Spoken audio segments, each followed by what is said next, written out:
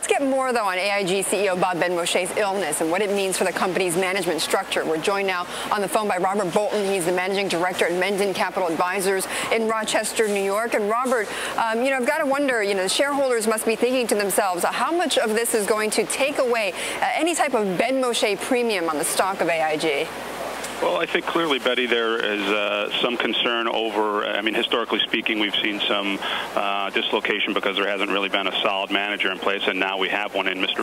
Benmosche. Mm-hmm. He's been pioneering and stewarding probably the greatest turnaround stories in industrial history. If he pulls off the payback of the American people, cleaning up and transforming AIG back to its earlier days of an insurance titan.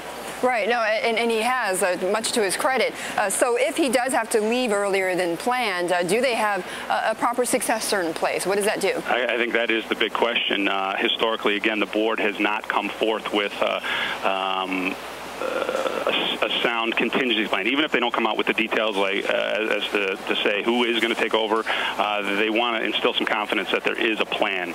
And Mr. Benmosche may be recovering nicely from going through his treatments and whatnot, but I think everybody's going to want to know that there is a plan. And that should come out now, Robert? No, I think, again, do they come out with the details? No, but I think they want to instill some confidence that there is some action and that they are aggressively looking at it, being in front of the information versus reacting to some unlikely scenario. Sure, right. Okay, well then, so if Benmosche, though, does have to step down, Robert, how much is that going to jeopardize the repayment to the government? Well, the good thing is that Mr. Benmosche has built in a short time with the company a solid bench. He's brought in a lot of key managers and people that I think can definitely carry on with his plan of paying back the American public and cleaning up the company. So I think that, yes, from a headline perspective, it's terrible news that he's got to him and his family that he's got to go through this.